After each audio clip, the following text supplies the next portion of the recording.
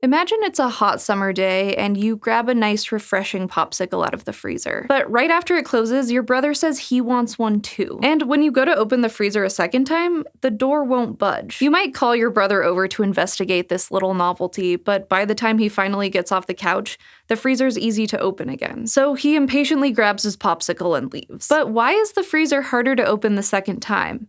And why doesn't the effect last? Well, it's because of thermodynamics, which is basically the answer to most physics questions. You might think this effect has something to do with the magnetic strip that holds the freezer closed, but the magnets are always there, and they don't get stronger after you open the door. This effect is also more noticeable in the summer, when the air outside the freezer is warmer. Earthly temperatures don't really affect most magnets, but if anything, magnets would work slightly worse in the hot summer. Atoms can't line up as well to make a single magnetic field when they're jiggled around a lot, like they do at higher temperatures.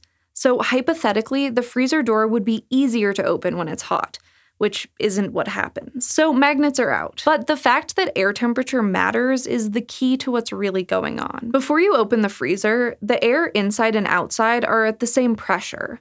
The gases are pressed against both sides of the door the same amount. But after you open it, warm air from the room rushes in and displaces the cold air inside. Then when you close the door, the freezer starts doing its thing, cools the warm air down. Gases like air exert less pressure on the world around them as they cool. At lower temperatures, molecules in the gas move more slowly and bump against their surroundings with less force. So outside the freezer, there's warm air at atmospheric pressure, and inside the freezer, you have cool air at a slightly lower pressure. Opening the door a second time means overcoming both the magnets holding it closed and the extra pressure from the room. And that takes more force than just overcoming the magnets like you did the first time you opened it. The warmer the room, the bigger the temporary pressure difference, and the harder the door is to open. As time goes by, air leaks in until the air pressures inside and outside balance, and then the freezer is easy to open again. So it's not all in your head, and the universe isn't like